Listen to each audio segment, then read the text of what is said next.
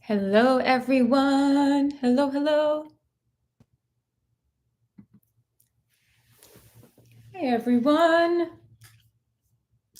Thank you for coming today. I didn't have any Wi-Fi last night, so had to reschedule for today. But I'm so happy to see all of you, and feel free to put anything, some comments in the chat. Let me know where you are dialing in from, where you are in the world, and I'm going to get started. Okay. Oops.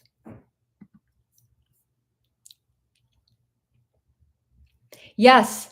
I see some of you where it's like 2 a.m. Yes, this is going to be recorded, and the recording will be sent to you tomorrow, and you get to keep the recording and do with it what you like. So it's yours to keep. So if it's the middle of the night for you and you're exhausted, just know that this is going to be recorded. And like I said, it will be emailed to you tomorrow. So not to worry, and you get to keep it. Hi, everyone. Hello, hello, hello. Kansas, Mexico, France. Must be late in Europe right now. Montreal, Idaho, London. Hi, everyone. Welcome. So I'm going to get started because I'm going to be sharing something that I haven't actually shared before in this kind of group setting. I've shared with private clients before, but never in this setting. And I'm really, really excited. And love you. I took your breakup course last year, life-changing. It didn't fix my dating life, but it helped get better and better. Oh, good. But I think this is really, really going to help. So I'm just going to get started, and then I'll take a little time at the end to answer some questions. And if you're just coming in, just so you know, this is going to be fully recorded. The recording is going to be emailed to you tomorrow, and you get to keep the recording for life. There's no time limit. You will have unlimited access to the recording. You can do what you want with it. If you want to share it with someone, go ahead and share it with people. So that's for you. Okay. Toronto, a lot of people from Toronto. Welcome. Chicago. Hello. Okay. North Carolina. Welcome. You're welcome. Bend, Oregon. You are the best. Oh my God, I could just look at these comments all day. Okay. So, when a person wants a relationship and then makes the decision to date, right? To take some action, to get out into the dating world, to put themselves out there, they're driven, and I would say I'll put us all in the same category. We are driven by an unconscious motivation that goes beyond, I want a relationship. It's, I want security, I want safety, I want validation, I want sex, I want comfort, I want a family, I want to feel love, I want to feel seen. It is a powerful instinct to couple because we are pack animals. And so our instinct is going to drive us to want to couple because we will want to do anything not to prevent isolation. And so it's important to understand that most of us, when we go out into the dating world, we don't just want a relationship. We want what we believe the relationship is going to give our lives. And a lot of people, like I said, they think they want the relationship, but what's really driving them is an instinctive need, an instinctive urge to find protection and safety. People think they want a relationship, but what they're really being driven by is an instinctive urge to couple for companionship. It's an instinctive urge to prevent aloneness, to prevent dying alone. People think that they want a relationship, but what they don't realize is that many people are driven by an instinctive urge for comfort. They think the relationship is going to give them maybe financial comfort. Maybe it's just the comfort of knowing that someone's home when you get home. There is also a very strong instinctive urge for most people of a certain age to procreate. And many people, like I said, and this is something that a lot of women identify with, have a very strong instinct to seek security and to avoid abandonment at all costs. And then others will have a strong instinct to pursue, to acquire, to get the validation, to get sex, to get the person. And like I said, many people will have a strong instinct to procreate. They want a family. So they think they want the partner, but really what's driving them is a strong instinctive need to create a family.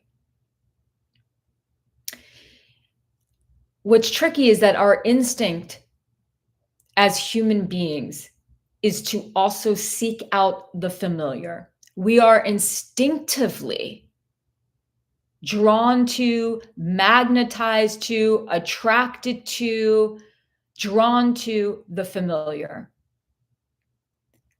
even when the familiar is not what is good for us. And so most of the time, people are dating and are approaching dating and they're approaching relationship from a place of instinct. And yet in today's world, we're not satisfied with using a relationship only for survival and for procreation. In today's world, we want more. We want deep connection. We want intimacy. We want communication. We want friendship. We want growth. We want all these things. But yet, in order to get that kind of relationship, that kind of connection, we can't allow instinct to be the driving force behind how we select partners. Instead, we have to use our higher minds, and our higher minds are just the part of our psyches where self-awareness is stored. It's the part of our psyche where wisdom resides, and it's where our mindfulness is. But because our instincts, which is just part of our lower mind, it's more of the reptilian part of our brain, it's the primal part of us, the part of us that's animal, not necessarily just human being. But because our instincts are so strong, our instincts for the familiar, for some people the instincts to procreate, for some people the instinct to want security and safety, companionship, sex, all these instincts, which are everyone shares these instincts, but some people have an instinct for security more than someone else. Because our instincts are strong and a part of who we are, they will usually outweigh our higher minds. And when our instinct is outweighing our higher mind, this is when we make very, very poor decisions when it comes to our love lives and selecting a partner. The instinct for security,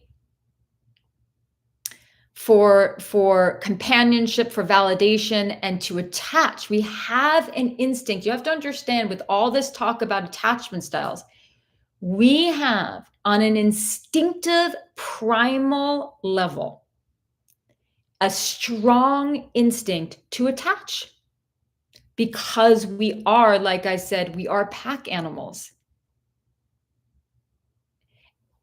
But when we are only going from our instinct and we are attaching to the familiar, it will lead us to cling to people and relationships that are not good for us.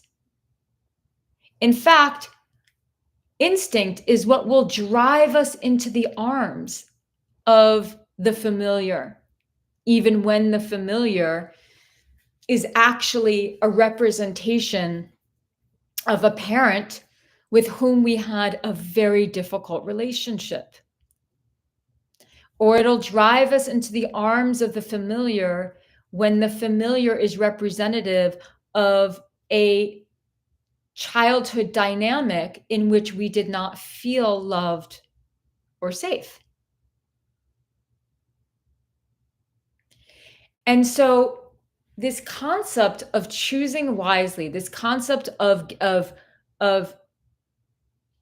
of getting to a place where we are smarter about our choices, smarter in the way that we date, starts with understanding that usually what is driving the ship, what is running the show, what is at behind the steering wheel are our instincts as opposed to the higher mind of self-awareness, mindfulness, and it's where, and our higher minds, that's where we start to use discernment.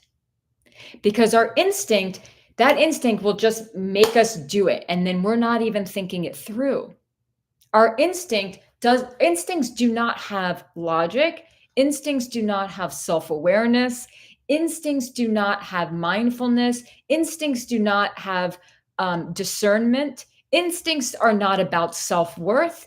Instincts are not about savvy. Instincts are not about wisdom. Instinct is just primal.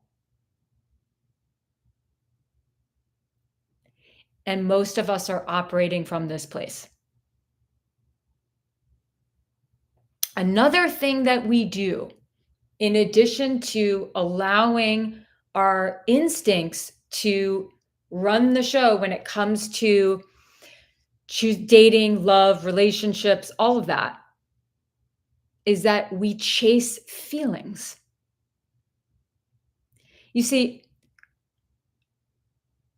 a relationship is not only going to give us the familiar, it's not only going to, we don't look for a relationship only because we want these primal instinctive needs. We also want to feel good. And we believe that a relationship is going to make us feel good, and that meeting the right person is going to make us feel good, which it will initially. And then you'll have some arguments, and then you'll be like, I don't feel so good right now, right? But what we want, that the reason why the very beginning of getting to know someone who you're excited about is so addictive, and is because it is so seductive to feel alive. We will meet someone and we will forget our problems.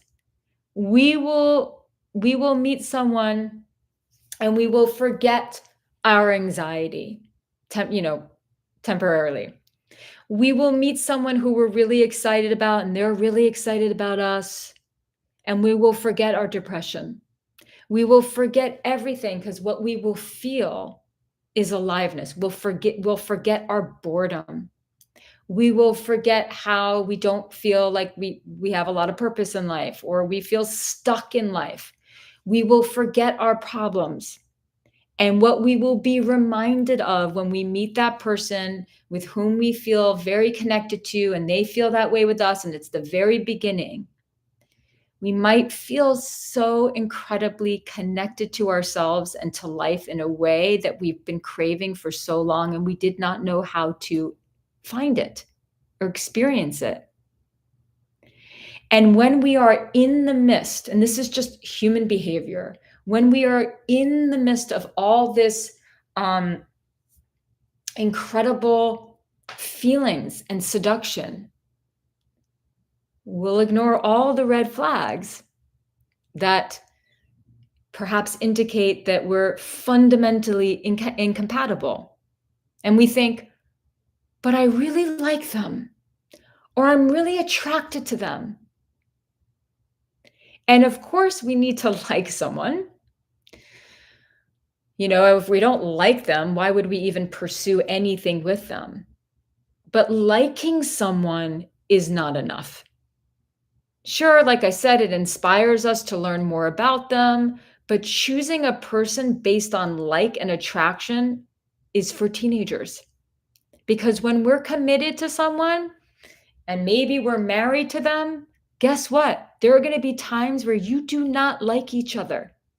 Then what are you going to do? There's going to be times where the person you love pisses you off and you don't like each other for about 24 hours. Then what? Because that's part of long-term commitment. So this is what most people do. They're driven by feelings. They're chasing feelings rather than really looking at the person, and they're driven by instinct. And this is what we do unconsciously all the time. And then we wonder, why am I not co-creating the relationship that I want? Why do I keep choosing the wrong person? And so what dating and what finding that right person for you actually requires of us is that we transcend that instinct to just attach, to find the safety, to find the validation, to find the sex, whatever it is, and step into our higher minds. It's to step into a higher state of consciousness, which is what human beings have. We have the capacity, that is part of our psychology, is to be able to access wisdom, self-awareness, and mindfulness. This is one of the things that separates us from other animals. We have that capacity. And we have the capacity from that place of higher consciousness to be discerning. So how do we do this? One of the things that I say is you can never know who's the right person for you unless you actually know yourself. Now, the paradox is that we're never going to fully understand ourselves because we're complex. But part of the self-discovery journey is committing to really understand ourselves. I would put money and lots of money on the fact that if I were to ask everyone right now, what are your 5 core values? What are your 5 greatest strengths? And what are the 5 greatest weaknesses that you have when it comes to a relationship? People wouldn't be able to say it. People don't actually know what they value. They don't take the time, and trust me, I certainly didn't. They don't take the time to really understand who they are today, not who they were yesterday, not who they wish they were, but actually who they are now. And that requires such a huge level of honesty with ourselves. Because I have people, over the years come to me all the time. And look, I was this too, so there's no judgment here. Like, I'm always lied to. They always cheat, or like, I'm sick of being lied to, playing games. And here's the hard truth. No one will play more games with you other than you. No one will lie more to you than you lie to yourself. No one lies more to me than I lie to myself. We are really good at lying to ourselves. Because to face the truth is to face some temporary pain.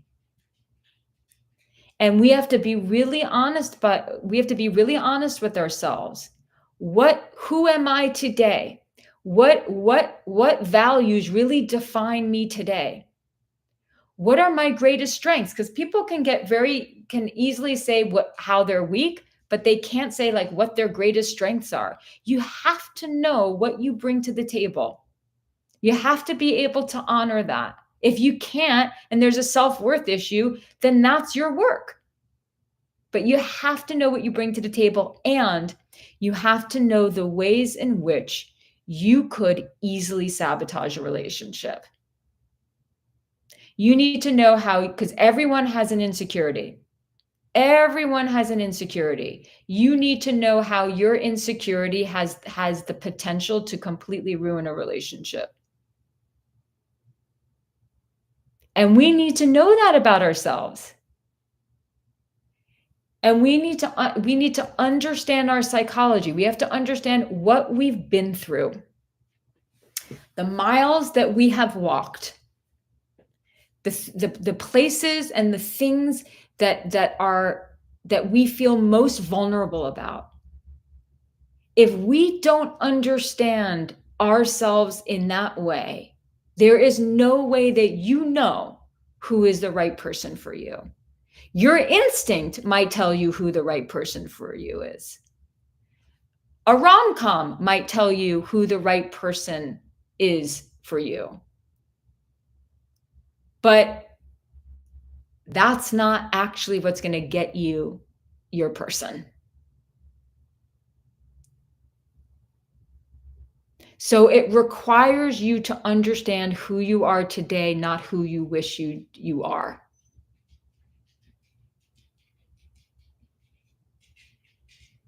It requires you to understand, have you been making, seeking security and safety in a relationship so important that you forget how to actually communicate with someone and connect with someone? So we step out of our instinctive selves and into our higher mind selves first by understanding who we are, because when we can figure out what our values are, when we can figure out who we actually are, then we can actually be more discerning about who is actually going to be a good fit for us, for you, for the long term, not for the short term. Choosing someone to have a fling with is very easy. This is all about the long term. If you are someone who, I'm using a very random example. If you are someone who loves your work, but your work requires that you are working every other weekend because that's just the nature of your work, it's not going to work with someone who wants to have you all to themselves every weekend. So you need to just know what you come to the table with and not try to be anyone other than who you are. And that requires getting very real with yourself and very real with ourselves. So understanding your psychology means understanding, like, what are the main values that drive your life right now that you want to share with someone else. It requires you understanding your greatest strengths and understanding the ways in which you struggle, some of your weaknesses when it comes to a relationship. The second thing that is necessary in order to go from the instinctive self that is always just looking for abundance, safety, our instinctive selves is trying to avoid pain at all costs. It's trying to avoid boredom. It's trying to avoid insecurity. It's trying to avoid loneliness. It is just like, it is trying to avoid suffering. Our higher minds is not choosing out of fear. It's choosing out of discernment. And the second way to get into your higher mind is by getting clear about what your vision is for a relationship. Not what mom and dad wanted, right? But what you actually want. Because remember what I said earlier, you can't just go by feelings. Like, we're all adults here. Some of us are battling huge, huge, huge burdens. We all have to pay taxes. We have responsibilities. Like, feelings, no. We can't, we have to take this more seriously. So getting clear about your vision, what your vision is for a relationship. What is your idea of a great relationship? How do you want to feel in the relationship? How do you want to show up in the relationship? And that's very, very important, and it's especially very important when all you've ever known is unhealthy relationships. Is getting very clear about your vision for a relationship.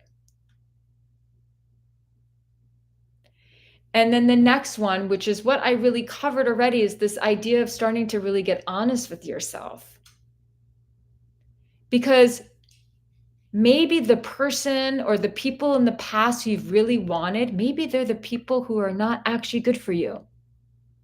Maybe the person who felt like home because they actually reminded your unconscious of, like, one of your parents that was mean to you or ignored you. So it's really about getting honest, not just about what you want, but what you actually need. And that means taking a really big look in the mirror.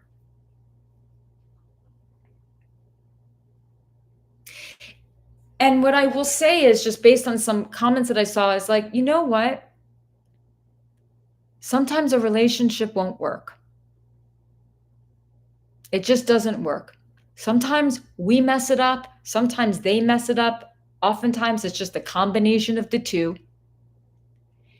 And sometimes it doesn't work because, you know what? It just was meant to be a shorter relationship. It wasn't meant to be long-term. We confused a short-term relationship for a long-term relationship. And that is just absolutely part of life. And you have to, with every relationship, or how, it doesn't matter if that relationship was short or long, you have to look back and say, what did I learn from this? What was I not willing to look at? And this takes me to probably one of the most, like, the most important green flag meaning, like, this is what you want to go for in someone, is someone who has some self-awareness. Everyone has blind spots when it comes to their self-awareness. The person who thinks they are the most self-aware person in the room usually is not, right? We all have blind spots in our self-awareness. But part of reaching to our higher minds is saying, you know what? I'm aware of what my values are. I'm aware of what my strengths are. I'm aware of what my weaknesses are. And the biggest green flag you can find in yourself and in another person is someone who can be honest with themselves and honest with you with some of the baggage that they bring to the relationship.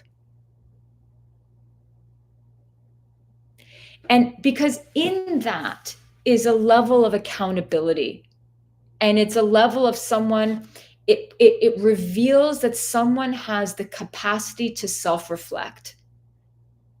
And there's many different green flags, like, for example, if you want children and you meet someone and they want children, that's a great green flag. But I'm just saying, overall, the capacity to self-reflect, take accountability, and to be able to communicate and have a conversation about what some of your old stuff is that may be problematic, but you're working on it. These are the types of conversations to be having. It's not enough. You cannot call yourself a conscious, self-aware person and not communicate. You might not be a great communicator, but at least you can say, you know what? This is where I struggle with communication, but I'm committed to doing better. That's what, it's not about the perfection. You are never going to find perfection. And let me tell you something. You don't want a perfect partner, because if you had a perfect partner, all you're going to do is feel the weight of your own imperfections on your back, and you're going to feel incredibly insecure. So you don't want that. You just want someone who can own their imperfections, who has an awareness of their imperfections. And so the greatest red flag is someone who does not have that self-awareness and who really believes that a relationship is is what happens in the first 3 months. Because a relationship is not what happens in the first 3 to 6 months of it. A relationship is what happens after that. A relationship is what happens once the butterflies have settled a little bit and you're like in a routine of real life. A relationship is what happens once you have to navigate some conflict. You have an argument, you get into a fight, and you have to navigate conflict.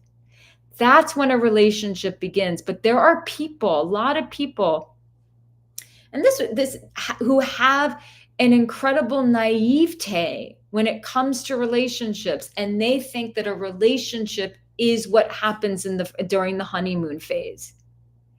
And you don't want to date that person. And you don't want to be that person.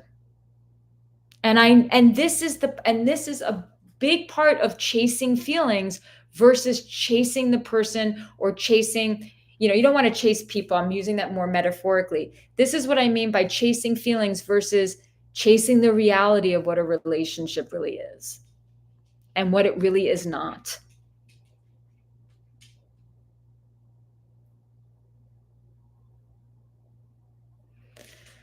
So,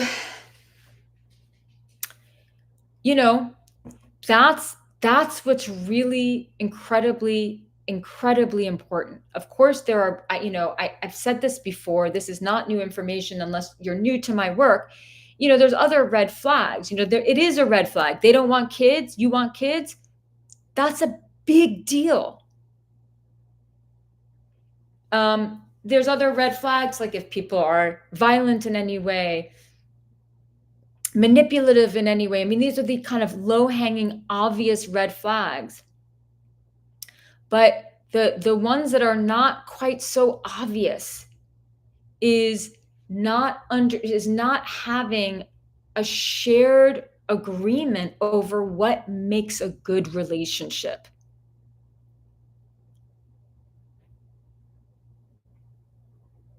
And you can't I will not let you feel sorry about, or feel badly about yourself because you didn't know. We don't learn this in school. And if I'm being really, really honest, I had a conversation with someone today for my podcast. And I said, if I'm being really vulnerable and honest right now, there will always be a little internal battle. Like part of me wants the romance. Like part of me is like, oh, I wish the fairy tale existed. But knowing that the fairy tale is not what we think it is, it really is about creating and building with someone. It's about transcending our egos. It's about going into the higher mind over and over and over again when our instincts to protect ourselves and to get more wants to tug at us. We will always be having this dialogue within ourselves when we're dating and even when we're in a relationship, between our instinctive nature to protect and to acquire and to get more and to prevent loneliness and to prevent to prevent starvation, deprivation. There will always be that internal dialogue between that part and the part of us that actually knows better.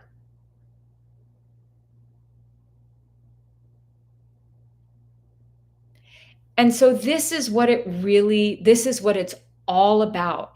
And I have worked with, and this is just the truth, I've worked with many, many, many, many people throughout the years that I've been doing this, who have had a history, and this is not even common. It's not common. Most people just have a history of relationships. Some worked out, some didn't, whatever. But I've worked with a lot of people with a history of really unhealthy relationships, some abusive, some of which I would not categorize as abusive, but certainly very unhealthy. Lots of low self-worth stuff, lots of like inner child stuff coming out, trauma stuff coming out.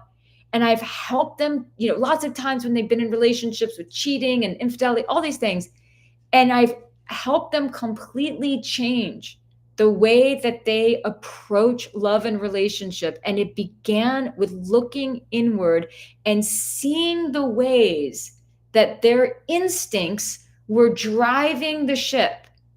And it's just about learning slowly, step by step, how to get into this higher state of consciousness. And like I said, it starts with looking in the mirror and understanding ourselves. It's not just facing ourselves, it's understanding ourselves and then honoring ourselves and saying, okay, well, if this is what I've been through, then the kind of person I've been going for, that's not really going to work anymore. That might be like fun for like, a summer romance, but that's not really going to work long term.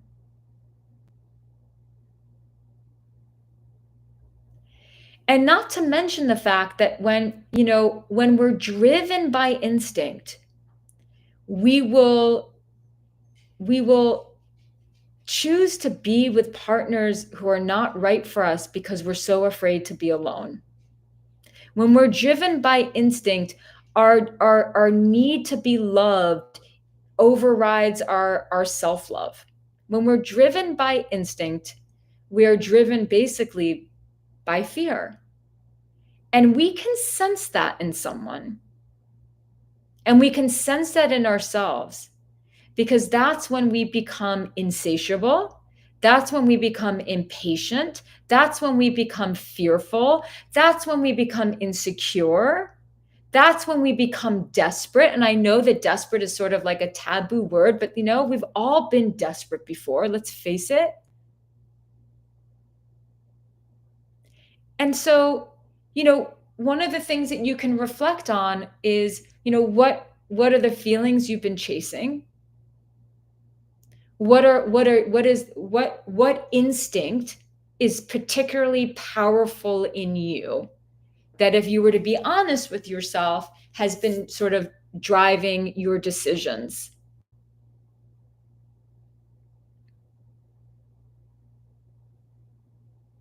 And so right now, I think what would be a really cool exercise is just for you to write down, if you have pen and paper, or you can put it in the chat, that's entirely up to you. You'll get to do the recording so you can do this exercise alone later or with a friend.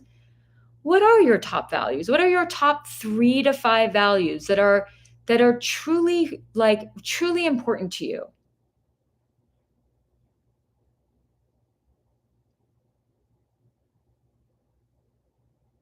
And what are your greatest strengths when it comes to life and what you bring to the table of a relationship?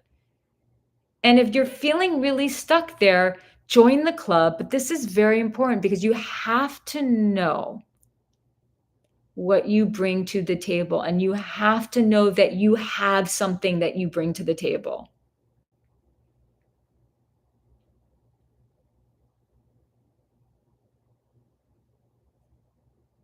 Right. So if emotional safety is a top priority, look, emotional safety is incredibly important in a relationship. But if you're only looking for safety, then you are going to be looking for love in all the wrong places, because a relationship by nature can be risky. No one can make you feel safe all the time. That has to come from the inside. So it's the paradox. Emotional safety, very crucial for a relationship. But if you're just seeking that from a relationship, you're going to keep getting disappointed, because a relationship is also a place where we go to grow. It's where we go to give safety. It's where we go to have an adventure. There's going to always be a little bit of risk because no one is guaranteed to stay with you. And we need to find safety from inside ourselves.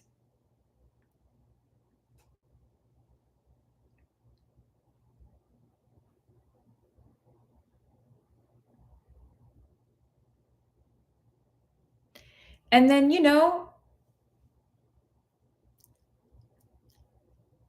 Here's another thing that a really big mistake that I see a lot of people make, and it again, this is I'm speaking from this not from a place of judgment, it's just objectivity, and I've been there before, is that a lot of people want they have this vision of what they want in a partner, but they're not willing to really embody those things that they want their partner to embody.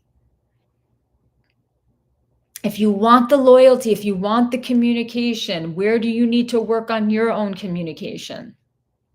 If you want the self-aware partner, where do you need to work on that? Yes, someone wrote personal integrity is huge now after being cheated on. It wasn't as high on the list before. Exactly. So we learn from our past experiences what it is that we actually really need now. Because what happens with age, in case you hadn't noticed, is that the older we get, the more painful experiences we might have.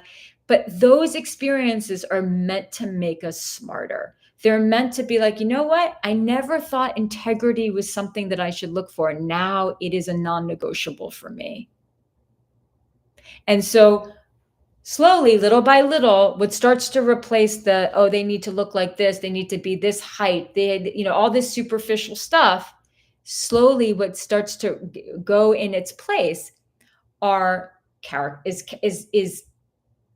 are various character traits that we know that we need in a relationship.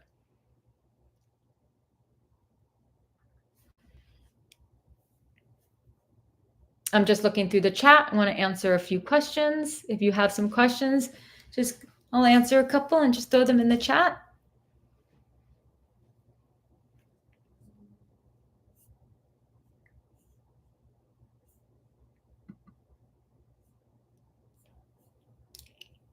No questions? Where are these high quality men? Well, they might actually be here on this call. They might actually be here. Yeah. So maybe you should connect with a couple of them here. Because if they're here, then they're actually interested in growth and learning. So the good thing about these kind of events is that it brings together like-minded people. So start messaging with someone. How do you talk about your weaknesses without sounding like you're beating yourself up or self-loathing? Great question. I think, so first of all, you do it with a little humor. So you could be on a date, and this doesn't have to be the first date. This could be like, second or third date. And you can just say, so why don't we talk about the ways in which we're a little nuts? What's our crazy?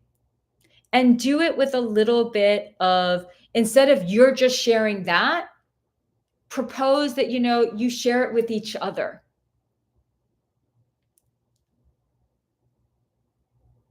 I'm wondering, what if you meet a person with all the green flags, but you don't feel lust or physical attraction to them? Well, lust is overrated. I don't want you to feel lust, but physical attraction. Look, I have two things to say to that. Number one, sometimes that happens and it sucks. And it's just the way the cookie crumbles. Number two, if you meet someone on a first date and you really like them, but you're not sure if there's a spark, give it a little bit of time. Get a little curious. Don't make a decision right off the bat. It's just one date, because maybe someone will grow on you. Hi, it seems every man I meet wants a relationship but never has time for one. Why do they do this? Look, I think, that's a really great question. I think for all of you who are really busy, or you're really committed to your work or whatever it is, or your hobbies, a relationship requires that we carve out space for it. And I don't know how old you are, but you might be dating men of a certain age who are really in a phase of their life where they're building their career. And so their career is very much a priority and they want to share their life with someone, but they don't know how to balance giving a new partner or partner energy and attention and priority while also giving their work attention and priority.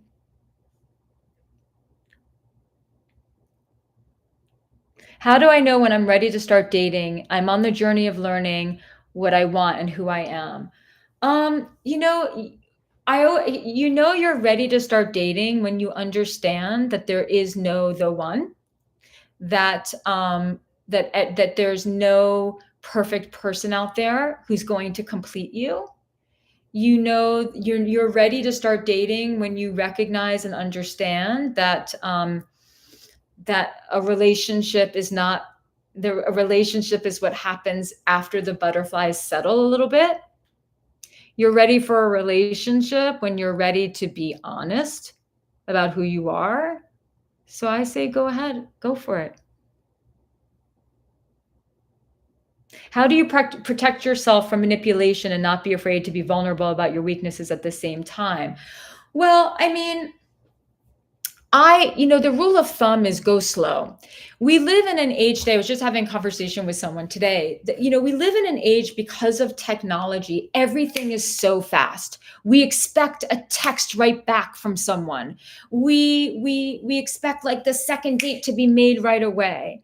And everything is just so incredibly fast. And we want to make that connection right away. We want to jump into the relationship right away. We want the commitment right away. And like that is just operating from instinct. That's just operating from fear. Got to slow it down. And that means you don't have to share all your weaknesses on the first date and talk about that. That comes with time. And the question is, how do I prevent myself from being manipulated? Don't go fast with someone.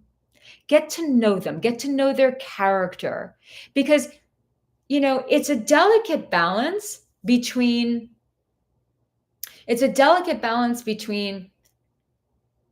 we have to be willing to be vulnerable and open up. If we're not willing to be vulnerable and open up, we're not going to create connection. And at the same time, it is also true that a stranger does not deserve to know everything about your history right off the bat. They need to earn that. You don't need to be telling a stranger your deepest, darkest secrets and your trauma. That takes time.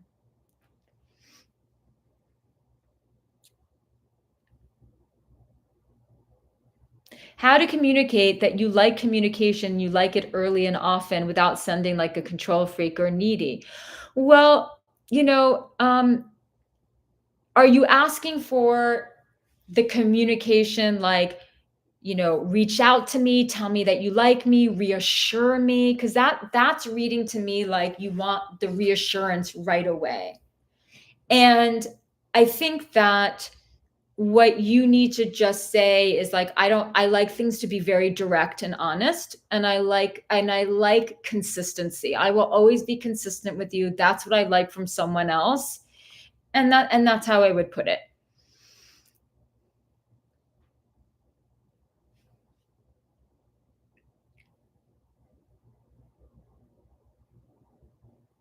You're welcome.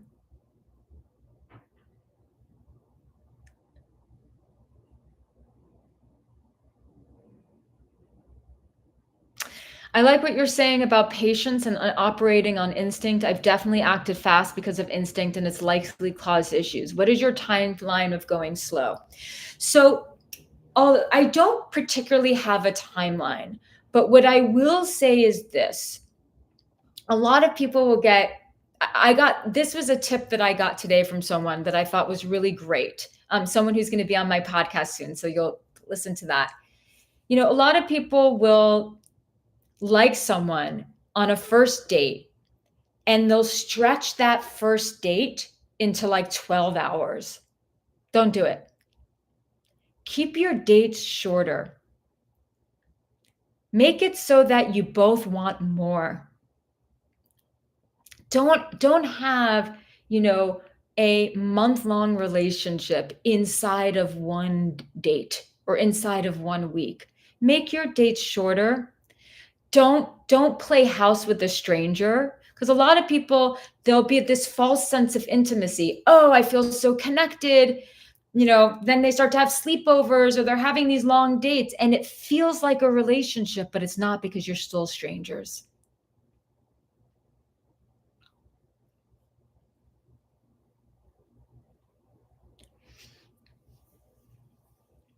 I've been single for a long time. I felt like I was constantly pursuing emotionally unavailable men and I needed to take a break. How can I avoid falling into old patterns?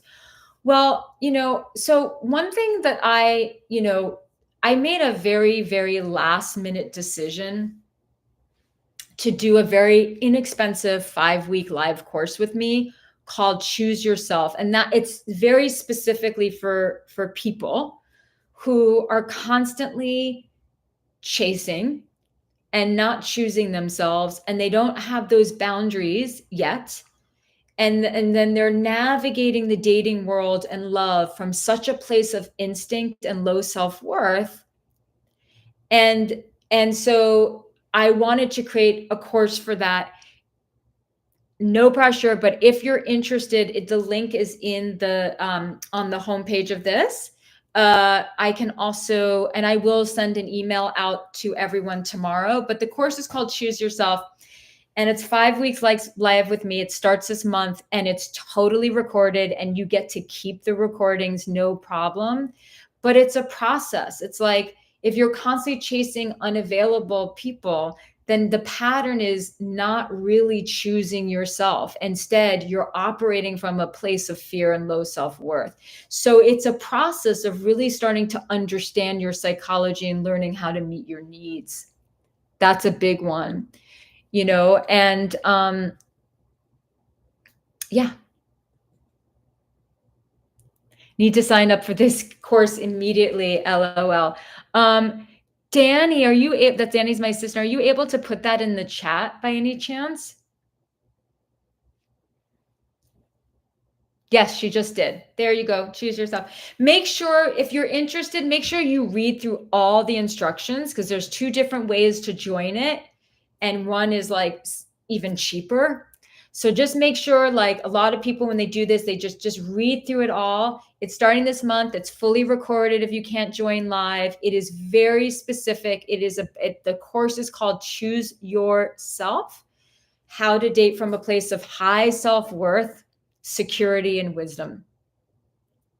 I can't wait to get yeah. So it's starting this month. It's going to be 5 weeks with me. We're going to just skip the week of oh no, actually we're not skipping any week. It's going to be Tuesdays. Again, it's not everyone can make it live, so it's going to be fully recorded and you get to keep it and it's worth a ton of money, but I made it very inexpensive. So there it is if you want it. I'm 26 and have been a big fan of going on long dates, typically for the purpose of moving through the small talk and getting to know them at a deeper level. I will have to try out the shorter ones. Yes, because here's the thing. A lot of people will stretch the date long because they're afraid. They don't want it to end. What if I'm not going to see them again? There's this anxiety that's built into it. When really, anything that's meant for you is going to be for you. I really, really, really know this to be true. And you don't need to know, you're never going to know someone on a deeper level from just one date. It's over time. It's several dates. Don't rush the process. No one is going to reveal who they truly are on that first date because a lot of people we're there, we're self-conscious, we're worried. You learn about a person by actually spending time with them. You don't learn about a person just from one date.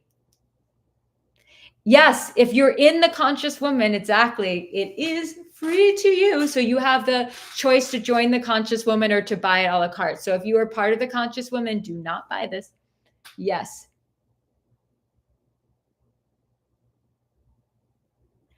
This course is I'm just doing it one time and it's going to be recorded. So you get to keep the recordings. Yeah. It's just going to be this one time and then that's it. I wish someone could have shared all of this with 15-year-old me. Yeah. I for those of you who have kids, like Teach them how to love themselves by loving yourself. Teach them how to treat women well by treating women well. Teach them how to treat men well by treating men well. Like it starts really there. I hear you. I am 70 and this texting world is not for me. I hear you. Also, can women hit on men? Yeah, of course, but it's just, you know, um, you just don't wanna chase. You just don't wanna chase, but you can certainly ask a guy out. For sure, you can ask a guy out. Absolutely. Thank you, Jillian. This was very helpful. I'm grateful for you. Thank you. Thank you, Pascal. I'm very grateful for you too, and I'm glad that this was helpful. Um, Thoughts on having a successful relationship when you differ religious, spiritually, and lifestyle, example, vegetarian versus non-vegetarian. It's difficult. I think that, I don't think that, remember, alignment doesn't mean that everything is the same. It means that it's workable. And I do think that sharing spiritual slash or religious values, I think that that's actually very important. It doesn't mean that it's impossible that it won't work if you're not aligned in that, but I do think it's very important. But, when it comes to vegetarian versus non-vegetarian, there are lots of people who make it work that eat differently. They really, really, really do. It's just a matter of, are the other values that are very important to you aligned? Okay. Let's see.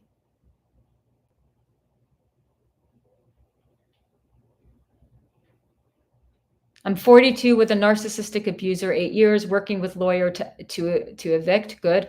I'm empathetic, problem solver, optimistic, and a committed forgiver. So afraid I'll end up in another abusive relationship. I understand. This course actually might be really good for you then, and I would definitely, follow the work of people who focus on narcissistic abusive relationships. I think that would very much help you. Oh, thank you, Alexis. Thank you very much. I appreciate you. Oh, thank you, Alexandra. Oh, good. I'm glad that this was helpful. How do you tell the difference between your anxious attachment and someone actually being emotionally unavailable? When you are in your anxiety, you are in your instincts, and you're also very much in your head. You're not in your body. And so it requires you getting into a quiet space internally to reflect. And if you're unable to do that, what you need to do is speak to someone who's objective and who knows you, who can give you some feedback as to whether or not the other person's behavior is actually a consistent with emotional unavailability, or if it's just consistent with you having an anxiety around that. All right, everyone. Thank you so much. Thank you so much. Yes, I do hope to see some of you in a couple of weeks when I start the course. Again, fully recorded.